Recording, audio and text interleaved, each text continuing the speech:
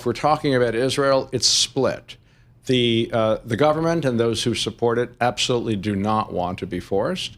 And those who oppose the government's policies and who would like it to stop its attack in Gaza and to reach out to the Saudis and so on are praying that this government in the United States will force its hand, yes. It seems like, not just in the Middle East, but in other parts of the world, President Trump is at a point now where he's kind of washing his hands and saying, you guys, maybe Europe for Ukraine, maybe just the region, you guys take care of it. We're kind of done here. Is that a feeling that's in the Middle East as well? I mean, I think that it does seem that way. It feels from that President Trump is someone who likes to make big pronouncements and expect that the words will create reality. And when they don't, he acts as if they do.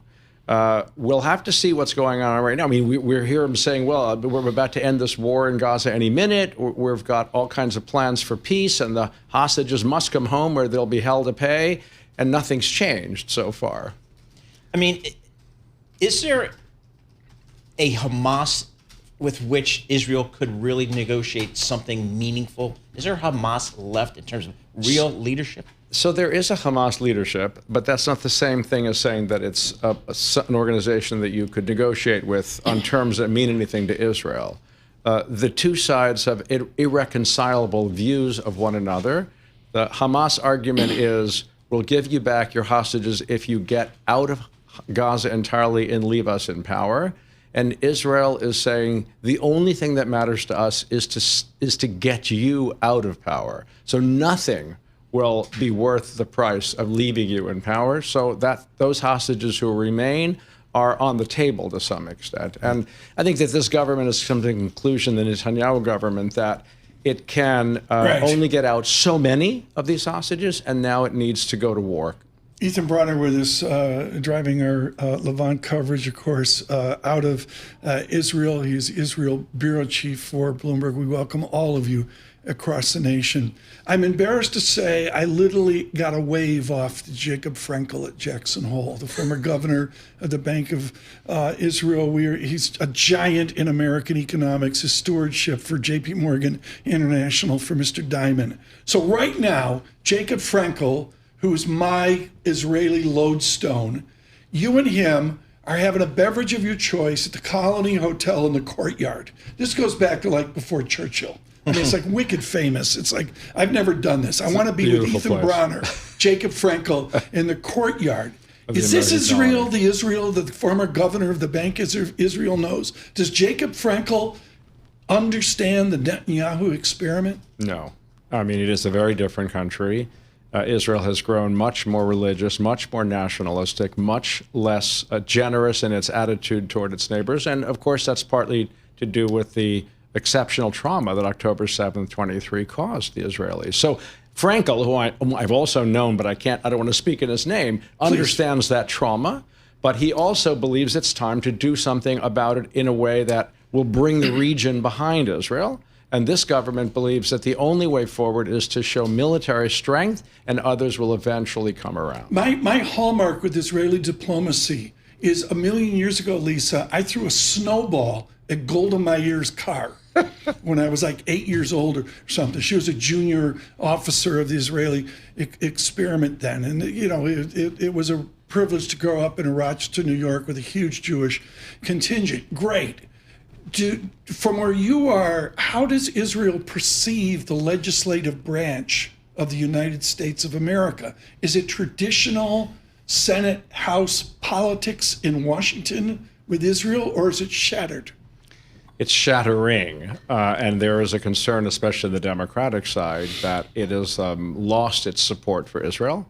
It has only the Republicans and the Democrats, I forget what number, but a surprising number of them voted to impose an arms embargo for offensive arms toward Gaza. And they're quite worried about that. I got to get this question in, Paul. It's too important. Cy from Long Island emails in. Would President Harris do anything different? Oh, I think she would have done many things differently. I don't think she would have unleashed Israel. Now, I think the more interesting question is, would Israel have done what it wanted to do anyway? And I think it's a decent possibility that it would have been nearly as militarily aggressive as it has been because it came to the conclusion that it had no choice, whether or not you agree with that. So, but I'm certain that President Kamala Harris would have acted very differently toward this government, yes. How secure is Mr. Netanyahu in his position here today? It seems like the tide continues to turn against Israel broadly. I mean, I was just traveling on holiday through Italy, and I saw so many Palestinian flags hanging from windows all across the country. I didn't expect that.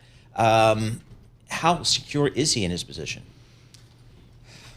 I mean, the two aren't necessarily contradictory, although eventually they could become. The world has decided that Israel is out of control and that it needs to be sanctioned and it needs to accept a Palestinian state.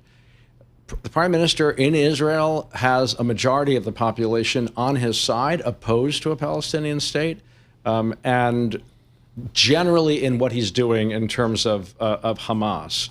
It's close, but I would say he's in no way in danger for the next year when there has to be an election, and he could win again in the next election.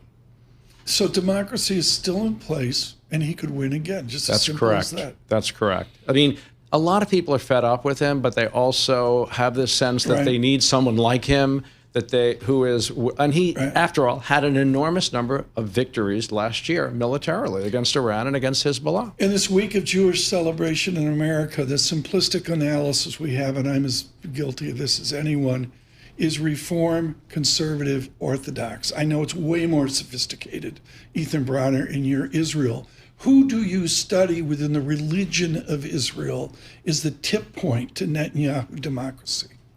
The tip point meaning that will cause it to end? I'll let it go there, or cause it to end, or cause it to sustain. I see. I mean, orthodoxy is on the rise in Israel. The number of kids in first grade in Israel in religious schools now outnumber those in secular for the first time ever in the 77 years of the country's history. So they have 6 or 7 children each, the ultra-Orthodox, and then the national religious have 4, and they are on the way to essentially running the country in the next 20 years. Would Itzhak Rabin recognize this modern Israel? He would weep.